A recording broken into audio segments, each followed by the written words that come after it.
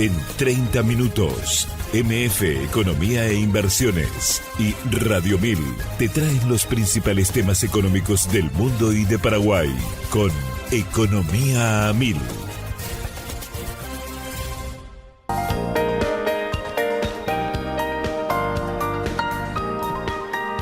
Muy buenos días, bienvenidos a una emisión más aquí de Economía a 1000. Muchas gracias por la compañía de todos los días. Hoy jueves 21 de mayo del año 2026, arrancando una nueva jornada de Economía a 1000, un espacio económico en coproducción con la consultora MF Economía e Inversiones y por supuesto Radio 1000.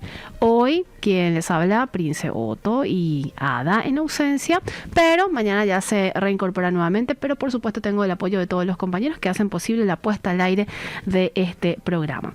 Y ya empezamos con el pimponeo de las principales noticias económicas del día. Adelante, Josema.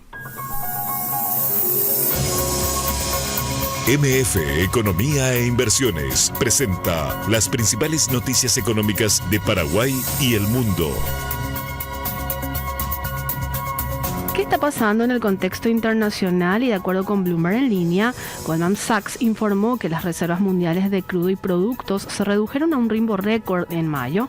En medio de la guerra en Medio Oriente, los inventarios visibles cayeron 8,7 millones de barriles diarios en lo que va del mes, casi el doble del promedio desde el inicio del conflicto.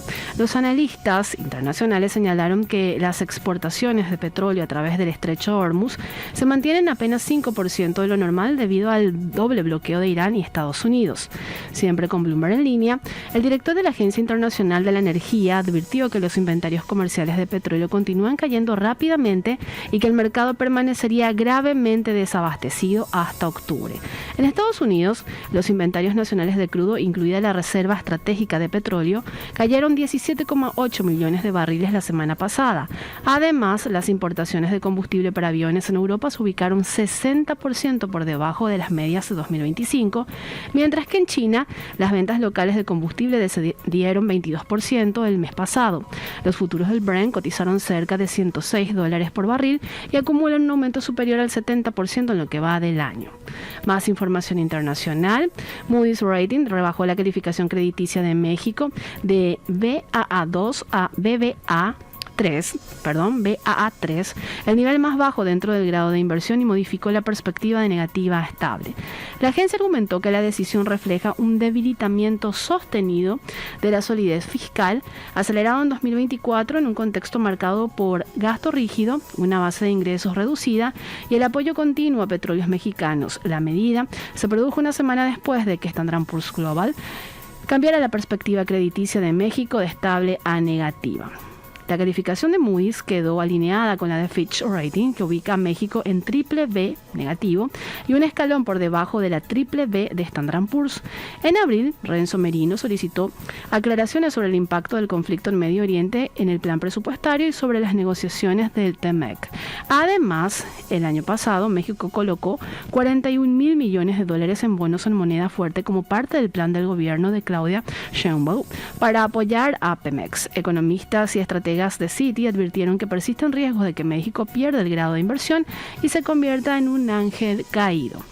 Más información internacional. Las solicitudes iniciales de prestaciones por desempleo en Estados Unidos disminuyeron en 3.000 y se ubicaron en 209.000 en la semana finalizada el 16 de mayo frente a las 210.000 reclamaciones proyectadas por economistas encuestados por Reuters. El Departamento de Trabajo indicó que la caída refleja la resiliencia del mercado laboral, mientras los mercados financieros esperan que la Reserva Federal mantenga la tasa de interés de referencia entre 3,50% y 3,75% hasta el próximo año. ¿Qué está pasando a nivel regional en las principales economías?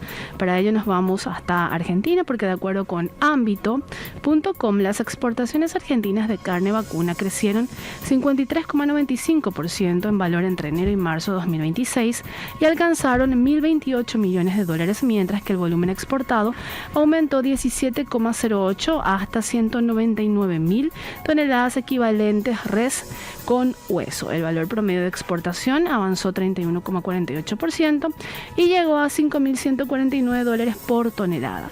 China se mantuvo como principal destino de la carne argentina, seguida por Estados Unidos, Israel, Unión Europea y Chile. Además, los envíos hacia Estados Unidos superaron las 20.000 toneladas durante el trimestre. Y hacemos un paréntesis aquí para luego seguir con información económica de lo que está pasando a nivel regional, para dar ya la bienvenida a nuestra invitada de hoy, a quien agradecemos su presencia. Ella es la ingeniera Sonia López, investigadora del GISE de la Facultad Politécnica de la UNA. ¿Cómo estamos, Sonia? ¿Qué tal? Bienvenida, gracias por estar con nosotros. Hola, Prince, ¿qué tal? Saludos a todos los que nos escuchan y nos ven. Estoy con tapabocas, ¿te diste cuenta? Ahora sí. Más visible, sí, estamos en época. No se nota en la voz. Gracias. Gracias, te digo, porque ahí estamos en ese proceso de recuperación. Esta es la segunda vez que venís, Sonia, si mal no recuerdo, sí, ¿cierto? Sí, sí. Tuviste que hacer ahí un huequito en tu agenda. Me tienen olvidada. Es cierto. Ahí Daniel Río, saludos para él y a todo el equipo también. Saludos. De la Facultad Politécnica. Sonia, finalmente se dio a conocer por parte del Poder Ejecutivo lo que tanto se estaba esperando, y me gustaría arrancar con una cuestión muy, muy básica para que la gente también pueda entender de lo que vamos a hablar justamente hoy en el programa. Había y existe una ley de energías renovables no convencionales y que estaba a la espera de un decreto reglamentario justamente para ya cumplir ese circuito de implementación o de vigencia de una normativa. ¿Es correcto? Así es. ¿Cuáles son los alcances de esa ley? Y después vamos justamente a los puntos del decreto reglamentario. Sí, en esa ley se hablaba de algunas figuras que se pueden incorporar como nuevos elementos, nuevos agentes dentro de nuestro sistema eléctrico, ¿verdad? Desde el punto de vista del generador. O sea, se nombraron, se definieron ciertas figuras, ¿verdad? Ahí se introduce un nuevo participante en nuestro mercado, que es, más allá de Itaipú, Yacyretá y Acaragüe, un agente privado. Entonces, ahora en esta reglamentación se dio un paso más donde ya se define el alcance, qué pueden hacer, qué no pueden hacer, algunas condiciones de pago, algunas condiciones legales. Eso es lo que se estableció en la reglamentación. Cuando estamos hablando de energías renovables no convencionales, ¿a qué nos estamos refiriendo, Sonia? Sí. Bueno, antes la convencional era la energía que funcionaba con combustible fósil. Clarísimo. Entonces, la no convencional se denominaba a todo lo que era diferente a eso. Sin embargo, en Paraguay, nuestra mayor generación o la predominante es la hidroeléctrica renovable. Entonces, si hablamos de no convencional, tiene que ser algo diferente a eso. ¿Cómo qué o cómo cuál es? Bueno, entonces cuando decimos no convencional, es no hidráulica, pero sí renovable. Por eso se llama renovable no convencional. ¿Sí? Porque en nuestro caso en Paraguay la no convencional sería también una a combustible fósil, ¿verdad? Claro. Pero esta hace otra vez un paréntesis y dice, esa no entra en este caso y no entra en las hidráulicas. Eso se supone que va a salir en otra reglamentación. Sí, o sea, se va ampliando la cobertura de quienes pueden participar y quienes no. Ahora mismo se limita solamente a las renovables. Serían solar, sí, eólica, lo que funcione con biomasa y eso, ¿verdad? Básicamente, y como decías, después avanza hacia otro tipo, imagino también. Sí, imagino se también va más a ir adelante. ampliando, ¿verdad? Yo tengo acá mi copiatín. No, está bien, porque son medio complicados. Hojas. Ah, bueno. 66, Sonia, ¿y sí. cómo nace esta ley de energías renovables no convencionales en el siguiente sentido?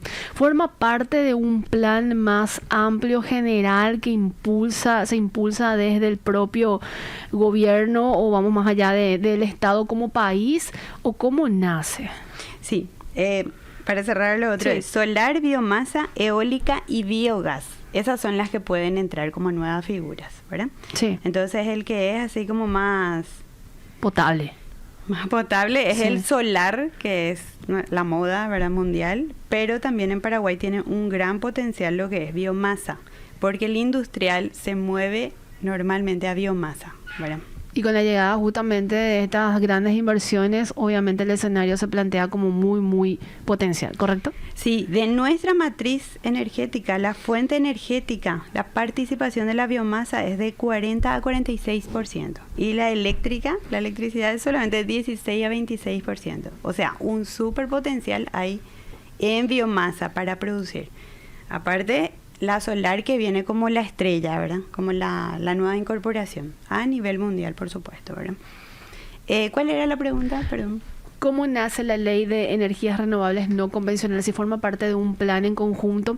Me gustaría hacer todo este contexto primero para después aterrizar, por ejemplo, a esto que estás mencionando, de los tipos de energía o de la posibilidad que va a tener el sector privado de poder hacer inversiones de ese tipo y hablar un poco también de los costos, porque varía muchísimo entre una solar y otro tipo de energía, ¿correcto? Total. Pero primero vamos, ¿cómo se origina esta ley de energías renovables no convencionales? Bueno, actualmente en Paraguay este año llegamos a una demanda máxima de 5.760 megavatios. ¿Y cuánto es nuestra reserva? ¿Cuánto es lo que tenemos disponible? ¿Cuánto? 7.660.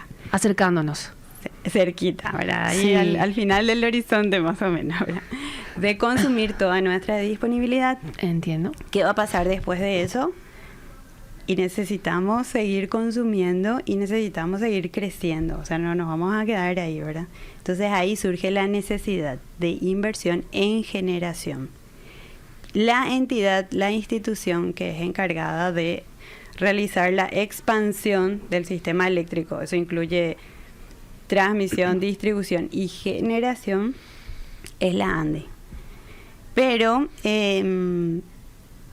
la ANDE no tiene fondos suficientes para realizar esa inversión en expansión. Entonces ahí es donde se abre la posibilidad de la participación privada. Entonces bajo esa necesidad es que se abre esta nueva oportunidad. Decías de inversión, ¿de cuánto aproximadamente estamos hablando, Sonia? Porque tengo entendido, hablando con representantes y referentes también del sector energético, se habla incluso de más de $1.000 millones si vamos a tomar al menos 2 de las 3 patas que forman justamente del conjunto de necesidades que tiene el país en materia de energía. Y eso que mencionabas, el horizonte ya casi cercano, estamos a un año aproximadamente de ese cruce oferta y demanda. ¿Ese es el monto aproximado o no se puede dimensionar claramente todavía, Sonia, porque va aumentando justamente la demanda? Sí, ese es un fenómeno que estamos teniendo, ¿verdad? O sea, hay una proyección que la ANDE hace de crecimiento natural de la demanda, pero hay como una atracción, una fiebre de que todos vengan a Paraguay, ¿verdad? Sí. El atractivo de Paraguay justamente es la disponibilidad energética que tenemos hoy, ¿verdad? Pero la demanda que venga, llámese industrial, ¿verdad? Porque está también el que migra a Paraguay. También hay cada vez más centros comerciales, ¿verdad? Nuevos establecimientos, nuevos complejos de departamentos que utilizan mucha energía, ¿verdad? Actividades como data center también. Esas son las demandas especiales, sí, ¿verdad? Entonces, llamémosle demandas especiales / inversionistas, porque son realmente inversionistas, es una inversión en el data center, ¿verdad? Sí. Este tipo de cargas o de demandas son electrointensivas, o sea, utilizan mucha energía. Y esa proyección es la que está desbalanceando un poco lo que se esperaba tener, ¿verdad? Porque es como que todos vienen de golpe. Claro, y presionan. Sí, por eso esa intersección entre la curva de la oferta y de la demanda se está desplazando a antes de lo proyectado, ¿verdad? Realmente no sé cuál es el monto que la ANDE maneja que necesita, pero sí, considerando estas nuevas instalaciones, ya hay una proyección otra vez que la ANDE necesita cubrir, ¿verdad? Más allá de ellos, a todos nosotros, o sea, a la demanda que está instalada hace años, que somos todos los paraguayos, y las nuevas demandas, ¿verdad? Entonces, se necesita inversiones y para ello se abrió esta posibilidad, ¿verdad? Con esta ley de energías renovables no convencionales y ya la reglamentación. ¿Entra en vigencia esta normativa desde cuándo, Sonia? Desde el día de la reglamentación. Sí. ¿Y esto cómo lo ven ustedes como grupo investigador para que también podamos tener esa mirada por parte de un grupo relativamente importante como estudiosos, también investigadores de este tipo de actividades? ¿Cómo lo ven? ¿Es factible, es potable, presenta igualmente desafíos? Sí, acá en la cucaracha, como dicen. Está bien. Ya me mandaron la data. Está bien, gracias. 11.000 millones de dólares se necesita para el plan A en concepto de inversión. Eso es muchísimo dinero. Mucho dinero, sí. Y respondiendo a tu pregunta, sí, yo soy planificadora, o sea, esa es mi área de investigación, ¿verdad? Planificación considerando economías de sistemas de potencia, ¿verdad? Justamente es un programa de economía. Así mismo, y me encanta. Bueno, algunas cuestiones de esta nueva reglamentación. Hay 4 figuras que se establecieron, okay, ¿verdad? Que son el autogenerador, sí, el cogenerador, generación distribuida, o el generador, y el exportador, ¿verdad?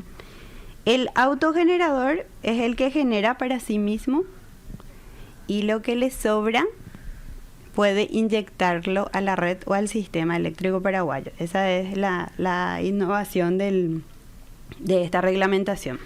Tengo entendido que en Brasil algunas familias, digamos, una cuestión más micro, por decirlo así, sí, hacen ese tipo de actividades, sí, instalan paneles solares, lo consumen internamente. Y no está mal decir micro porque en Paraguay también se va a considerar interesante. Eso. Sí, o sea, todos los niveles de tensión, no perfecto, solamente para grandes generadores. Entonces, clarísimo. Está el autogenerador, está voy a tomar nota. Sí, sí, está el cogenerador, que normalmente es el industrial que genera 2 tipos de productos. Sí. Calor o vapor, calor normalmente a través de sus calderas, y electricidad. Entonces lo que le sobra al cogenerador lo puede inyectar a la red también ahora. Clarísimo. Y después está el generador, que es el inversionista que se dedica exclusivamente a generar electricidad y que quiere venderle a la red. Y el exportador, que claramente, ¿verdad? O sea, Paraguay cualquier inversionista que quiere ubicarse en Paraguay con la figura de exportador va a poder instalarse en Paraguay, generar energía y venderle a Brasil o a Argentina, ¿verdad? Exportar energía. Entonces, respondiendo a la pregunta, ¿cómo vemos esto? Y súper bien, ¿verdad? ¿Por qué? Porque hay una migración, no migración, sino una amplitud de lo que es nuestro sistema eléctrico nacional, ¿verdad? Se le da participación no solamente desde el punto de vista lucrativo al inversionista, sino al industrial que está instalado en Paraguay. El industrial normalmente, no sé, azucareras, por ejemplo, ¿verdad? Producen azúcar y de lo que queda de la caña de azúcar, que es el residuo, ellos generan otra vez energía. Las azucareras, por ejemplo, serían los cogeneradores. ¿Qué hacen con esa energía? Y generan vapor, que después se convierte en electricidad, y ahora tienen la opción de venderle a la ANDE, ¿verdad? Pero les da también esa posibilidad de que ellos se conviertan en su propio suministro, en su propio Itaipú, en su propio Yacyretá, ¿verdad? ¿Por qué es importante esto? ¿Por qué, Sonia? Porque el industrial, si se queda sin energía unos minutos, corta el proceso de producción, que es una pérdida millonaria para ellos. Entonces, claro que ya sabían eso ellos antes, ¿verdad? Sí, pero tomaron el riesgo. Pero ahora sí, tienen el incentivo de invertir en generación renovable, porque si es que no utilizan todo en su industria, y bueno, lo van a poder vender a la ANDE. Antes ellos decían, bueno, compren más mi generador y si se va la luz, activo el generador y ya está, ¿verdad?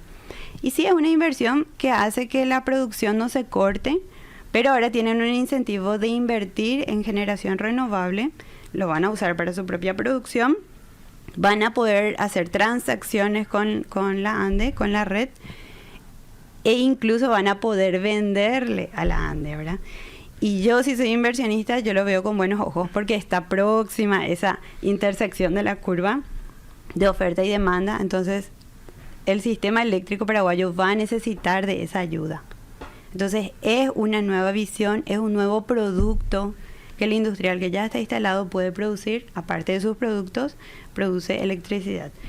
Otra figura que es muy interesante, Sí. el de productor y de gran consumidor.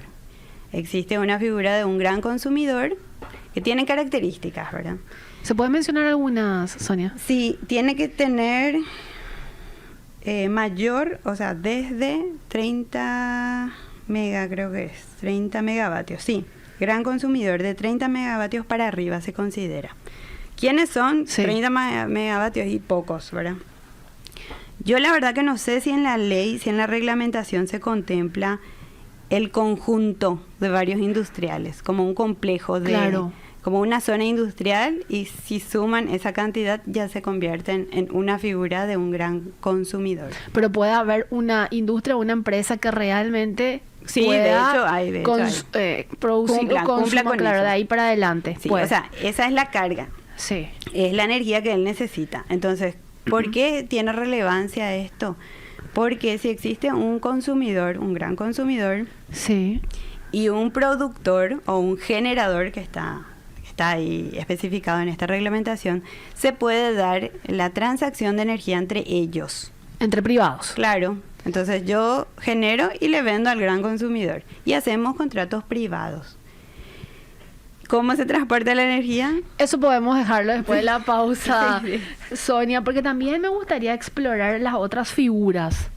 El que mencionabas, el primero que decías, el autogenerador, que nos falta todavía, y sobre todo esto del exportador, la figura de cómo se haría en ese sentido, porque sí, están instaladas las de Yacyretá y Itaipú, se hace ese proceso, pero para que un privado haga esta inversión va a ser realmente un gran desafío, porque asumo, dentro de mi desconocimiento en líneas generales, una inversión en infraestructura, generar toda la logística también para que se pueda hacer este tipo de operaciones. ¿Podemos conversar también a la vuelta del corte sobre ese punto? Sí, claro que sí.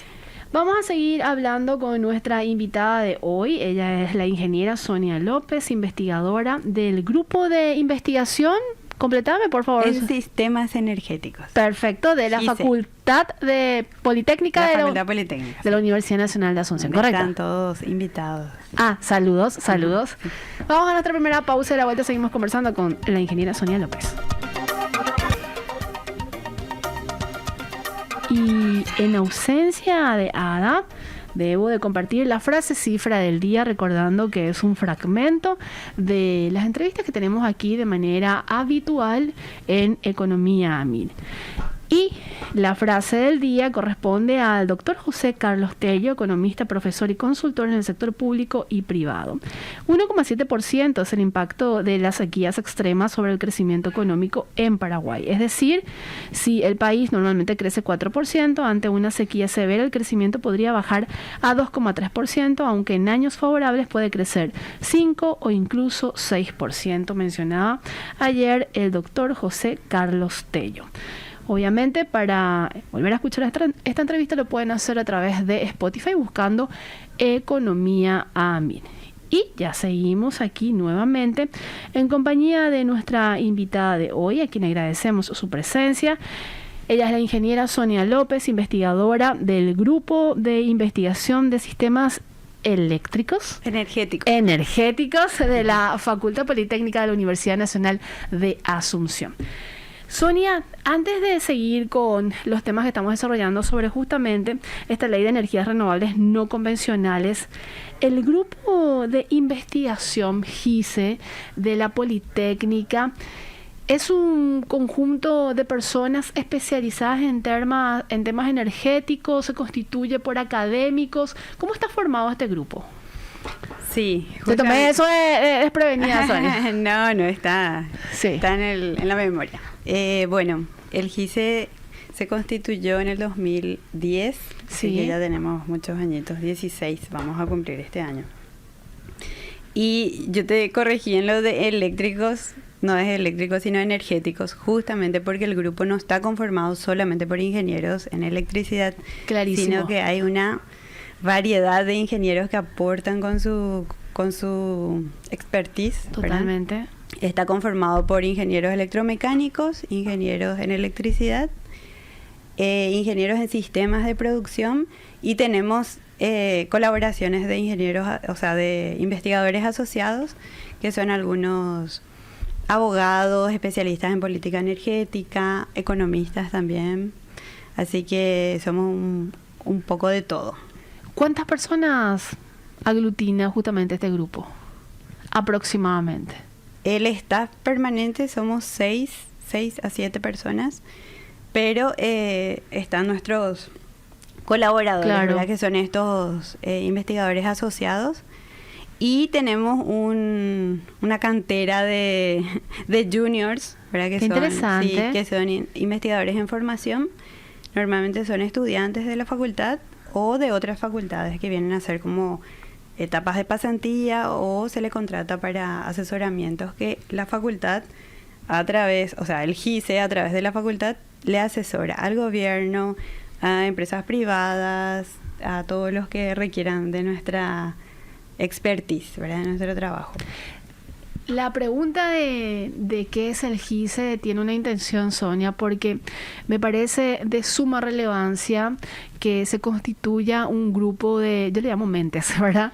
Mentes que de alguna manera hacen el esfuerzo de tratar de contribuir al conocimiento, a la construcción del país, y sobre todo en un tema tan importante que siempre se ha dejado muy de lado, como si fuera que no forma parte del potencial que tiene Paraguay para seguir atrayendo inversionistas, inversiones y seguir desarrollando la economía del país, que finalmente le termina beneficiando y le va a terminar beneficiando a la ciudadanía. Y la consulta fue muy intencional porque quiero vincularla con la siguiente pregunta. Para esta reglamentación puntual de la Ley de Energías Renovables No Convencionales, ¿participaron también ustedes como grupo, como sector dentro del análisis, del diseño de la propuesta y finalmente el decreto reglamentario? Sí, cuando se trató la ley en el Congreso, sí, la ley 7599, el GICE fue invitado, o sea, nosotros recibimos una copia del borrador de la ley para dar nuestro parecer académico, ¿verdad? El cual fue enviado al Congreso, ¿verdad? Después nos invitaron en una sesión, en una plenaria donde estuvimos también presentes y pudimos aclarar dudas y dar nuestro parecer, que después se tomaron nota para la readecuación de la ley. Ahora, respecto a esta reglamentación, ya fue un poquitito más cerrado ya el grupo de incidencia, ¿verdad? Que yo creo que igual consideran lo que la academia planteó en el planteamiento general de la ley. Esta ya es la reglamentación de la ley, ¿verdad? Tengo entendido que fue hecho por la ANDE, participación de la ANDE, Viceministerio de Minas y Energías, creo que MIC también, y bueno, y el Ejecutivo, ¿verdad? Finalmente. En otros países, la verdad que todas las reglamentaciones respecto a temas como estos o otros temas, no sé, industriales y demás, la academia siempre está presente. Porque nosotros nos basamos en los libros, en lo que dice la teoría, en lo que dice la fórmula, ¿verdad? Evidentemente, siempre para la elaboración de una ley existen otro tipo de intereses que también son políticos, ¿verdad? Pero no se puede hacer caso omiso a lo que dicen las leyes matemáticas, ¿verdad? Y más en energía, que aunque queramos que el electrón se vaya dirigido hacia Ñajuana, ¿verdad? Y no se va por ahí, aunque querramos, no se va por ahí. Tiene leyes que obedece, ¿verdad? Las leyes de las infraestructuras, las leyes de electricidad propiamente dichas, ¿verdad? Entonces, ahí está nuestra teoría, nuestro aporte, ¿verdad?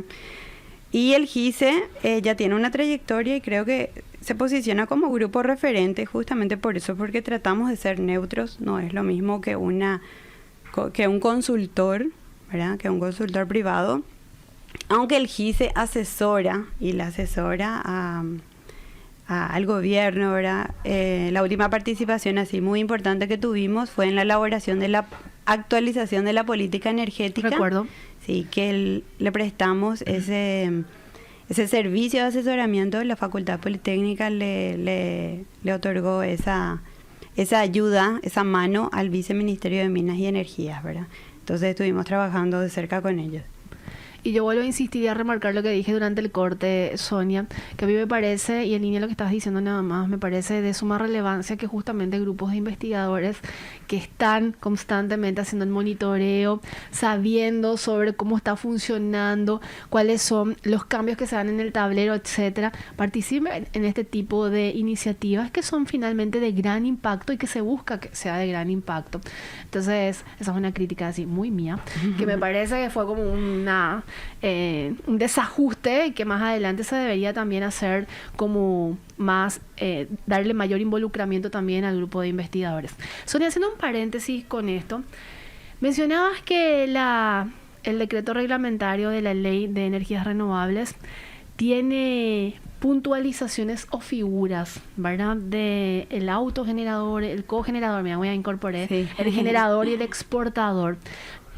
Haciendo como la distinción que ya hiciste, ¿el tipo de lineamientos para cada una de estas figuras varía? ¿Se puede hacer, como mencionabas, un mix también de este tipo de categorías? ¿O qué establece básicamente el decreto? Sí, el autogenerador, que puede ser, así como dije antes, sí, solar, biomasa, sí, eólica, biogás, tiene que cumplir ciertas condiciones de formalización. Se tiene que inscribir bajo la figura que pretende entrar en el sistema o colaborar con el sistema, que es el de cogenerador, el de autogenerador, o sea, se tiene que inscribir. ¿Ese es requisito para los 4? Sí, para los 4. Clarísimo. ¿Por qué? Porque tenemos que tener un registro primero de qué disponibilidad hay. ¿Y dónde se hace ese registro? ¿Va a una entidad en específica? Sí, el Viceministerio de Minas y Energías. Clarísimo. Todo eso figura en esta reglamentación. Quien tiene que dar el parecer técnico, que va a ser la ANDE, a través de un informe, pero finalmente el viceministerio es el que va a determinar, sí, ciertas cuestiones, ¿verdad? Como por ejemplo tarifas, ¿verdad? Clarísimo. Bueno, entonces el autogenerador, si genera hasta 1 megavatio, puede inyectar directamente a la red sin una licencia. Lo mismo para el cogenerador. Entonces, hasta 1 megavatio directamente a la red. Si supera eso, lo que él genera y lo que está dispuesto a entregar, necesita de una licencia. ¿También la va a otorgar el Viceministerio de Minas? También. Entonces, esas son algunas cuestiones. Después, la generación distribuida no tiene límite específico de potencia ni condiciones económicas de pago. Las otras 2 figuras se les va a pagar bajo un precio de referencia, sí, que va a manejar la ANDE, o sea, va a hacer el estudio la ANDE, ¿verdad? Y después quiero hacer ahí un punto, terminar nada más, Sonia, sí, porque me parece importante de cómo se va a establecer el precio. Sí, y esas son algunas cuestiones que están en la reglamentación, ¿verdad? Sí. Pero de forma un poco genérica, no tan específica, ¿verdad? Porque va a ser un nuevo mercado. Es una nueva incorporación, no podemos hablar todavía de mercado, porque el mercado implica competencia y esto todavía va a ser muy controlado, ¿verdad? Cuando hablamos de mercado ya hay como el que te ofrece a mejor precio, ¿verdad? Entonces todavía no llegamos a eso, pero esta es el primer escalón, por decirlo así, ¿verdad? ¿Y la ANDE va a ser la que determine el precio? No sé si la tarifa es la que va a pagar, porque en el decreto figura como que la institución que va a determinar la tarifa va a ser el viceministerio.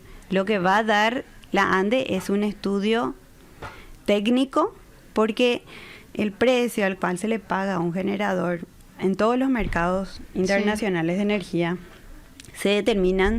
se considera evidentemente el costo promedio, se considera los costos de generación, ¿verdad? Y pérdidas en las líneas, o sea, claro, todo lo que tenga que ver con el transporte de la energía también se considera. Entonces, no es que te voy a pagar a lo que a vos te cuesta producir necesariamente. Entiendo. Pero la forma En cambio, cuando hay un mercado, sí ya hay como una competencia y vos declarás lo que te cuesta producir.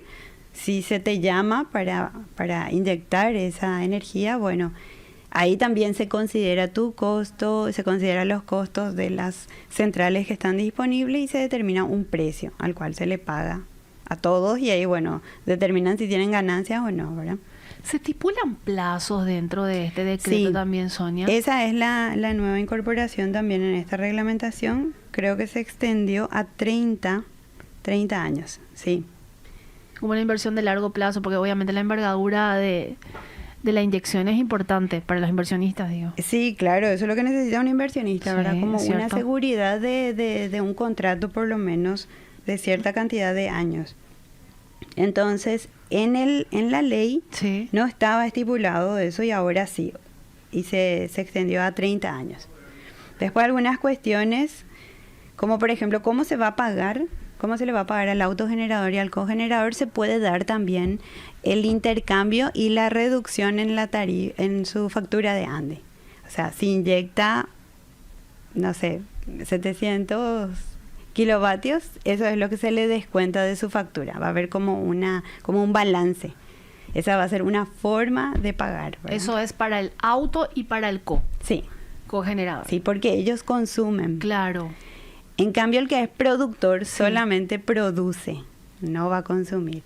Y ahí, al que inyecta solamente a la red, bueno, ahí hay una determinación de precios que figura en esta reglamentación, pero se desglosa otra vez en dos figuras. Algo Sí. que se llama energía interrumpible, que considera el costo medio de generación de la ANDE, y algo que se denomina energía no interrumpible, que se calcula con el costo medio de generación, más potencia, más servicios auxiliares, más localización, pero tiene un tope que va a ser el máximo igual al tarifario vigente del pliego de tarifas en el cual se va a inyectar, porque tenemos diferentes tipos de tarifas para el nivel de tensión en el que está. Claro. Entonces, de acuerdo a dónde vas a inyectar, ahí es donde se va a respetar ese tope. Claro, pero acá ya estamos hablando de productores. De productores, Y claro. evidentemente la infraestructura y todo lo que se va a requerir es mucho mayor que las dos categorías anteriores. Exacto, porque las dos categorías van a inyectar ahí donde están, ¿verdad? Así. Y ahí viene mi otra pregunta que me gustaría dejar pendiente, Sonia, para irnos a la última pausa. Ujú.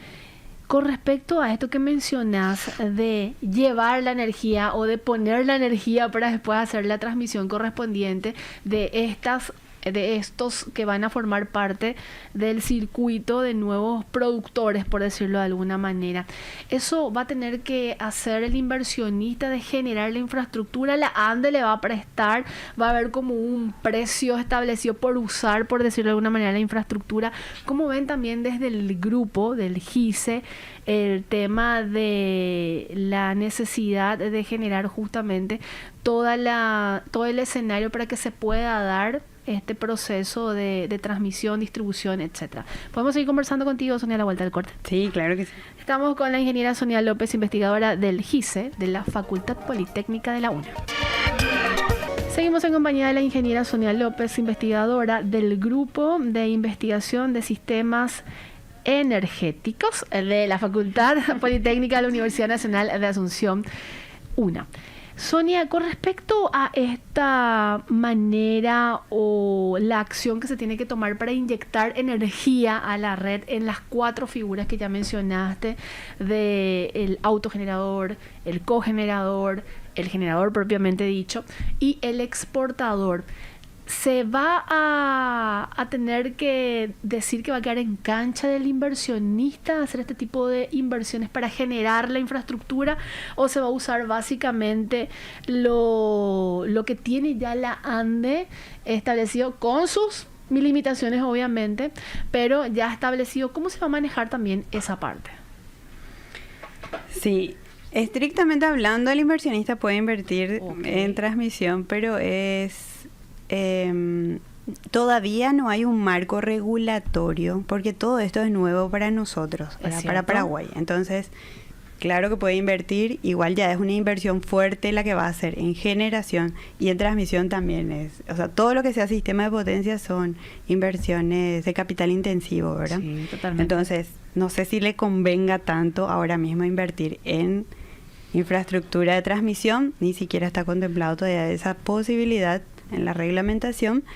Entonces, lo que queda es invertir, se abren las puertas para invertir en generación. Sí. Y el generador va a tener que utilizar la infraestructura existente, que es la de la ANDE, ¿verdad? Las líneas de transmisión, distribución, al nivel que se conecte, ¿verdad? Que yo imagino va a ser clave también dónde se van a instalar. Clave de acuerdo al tipo de generación que ellos quieren invertir, ¿verdad? Claro. En la que quieren incursionar. Y cómo se va a tratar eso. Cuando hablamos hace rato de productor, de gran consumidor y del productor, que se puede dar esa transacción entre ellos, evidentemente no va a ser solo ellos, ¿verdad? La ANDE tiene que estar y las instituciones encargadas van a estar monitoreando esas transacciones, ¿verdad? Claro. Porque todo lo que suceda a nivel energético dentro de la casa se tiene que ordenar, y mucho más si se va a utilizar la infraestructura de la ANDE. Totalmente. Entonces, los contratos entre ellos se tiene que controlar y tiene que estar regulado, ¿verdad? Y si van a usar la infraestructura, va a existir un costo adicional que es por utilizar las líneas, y va a ser en concepto de peaje, así se llama, ¿verdad? El peaje que nosotros conocemos es la platita que pagamos para que se mejoren los caminos. Totalmente. Y es básicamente eso también. Claro, porque la ANDE va a poner a disposición y se va a usufructuar obviamente Sí, su y infraestructura. claro, y a medida que se usa, se degrada también, ¿verdad? Totalmente. Se degrada la infraestructura y se limita la infraestructura disponible para la inyección y el flujo de la generación que ahora mismo tenemos, ¿verdad? O sea, la que está por fuera de esa transacción privada. Sí, le estoy pidiendo al compañero si me pueden dar 2 minutos más de tiempo. Y con respecto a la figura del exportador, Sonia, imagino que mucho más complicado y complejo. Mucho más complicado, pero es, yo creo que una gran posibilidad Sí. para el inversionista privado también, ¿verdad? Porque no es que esta crisis energética la tenemos en Paraguay nomás. Es cierto. Es a nivel mundial, y lo que nos corresponde ahora mismo es a nivel regional. Entonces, no solo Paraguay se está quedando sin energía, sino que Argentina, Brasil también. Ellos necesitan de esa energía. Y si vos decidís invertir, inversionista privado, en generación, ya tenés esa posibilidad de venderle también a ellos. Totalmente. ¿Cómo le vas a vender si no existe un precio? Bueno, en Paraguay, donde hay un ente regulador, un ente operador, que es la ANDE, va a poder determinar ese precio de acuerdo a nuestra topología, a las pérdidas, a la necesidad de generación, de acuerdo a nuestra demanda. Pero cuando ya salimos, cuando ya abrimos las fronteras, ya hay otro tipo de negocios. Modelos de negocios ya existen en Brasil y en Argentina parcialmente, ¿verdad? Entonces, son otros sistemas, otros manejos, cómo se entra, cómo se despacha, el precio, la modalidad a la que se le paga al generador. Eso ya está ajeno a Paraguay, entonces no está determinado eso en la reglamentación. Pero es inminente también, es una posibilidad, y yo creo que va a ser próxima, donde al final el Mercosur va a terminar siendo, nuestra región va a terminar siendo como una sola región a nivel energético. Muy interesante. Sí. Sonia, reflexiones finales, porque nos quedan 30 segundos como para cerrar el programa. Agradecerte muchísimo también el tiempo. ¿Algún cuestionamiento, alguna preocupación o parte de los desafíos también que manejan dentro del grupo GISE tras esta reglamentación? Nosotros vemos con buenos ojos, Sí. La verdad que sí. Va a ser un alivio para la ANDE en concepto de demanda si es que el industrial decide generar su propia energía, va a aligerar un poco la demanda. Va a ser una ayuda respecto a lo que es generación para él mismo y para el sistema, pero se necesita una gran coordinación. Claro. Ahí ya hay nuevos integrantes en nuestra familia. Es cierto. Entonces, el papá y la mamá, ¿verdad?, que van a ser la ANDE, el Viceministerio de Minas y Energías, tienen que tener las reglas claras. Y ahí lo que yo veo, no una falencia, sino una gran oportunidad, ¿verdad? Que necesitamos regulación, reglas claras, tal vez ya una institución reguladora, ¿verdad? Y bueno, hay mucho todavía por hacer. Determinación de costos, tal vez costos nodales, ¿verdad? Son metodologías que se manejan a nivel mundial, pero que sirven como señales económicas para realizar una correcta planificación. Y esa correcta planificación es sí o todo se desmorona, ¿verdad? Porque Totalmente. ya hay más integrantes, así como dije. Entonces, la planificación ya tiene que contemplar incluso multas, amonestaciones si no se cumplen los contratos, Claro. si no se cumplen los pactos de compra y venta de energía. Entonces, hay mucho todavía por hacer. Sonia, vamos a seguir hablando sobre el tema tan relevante para el país. Que tengas un excelente día. Gracias a todos. Estuvimos con la ingeniera Sonia López, investigadora del grupo conocido como Investigación de Sistemas Energéticos de la Facultad Politécnica de la UNA. Nos vamos, nos reencontramos mañana puntualmente a las 12.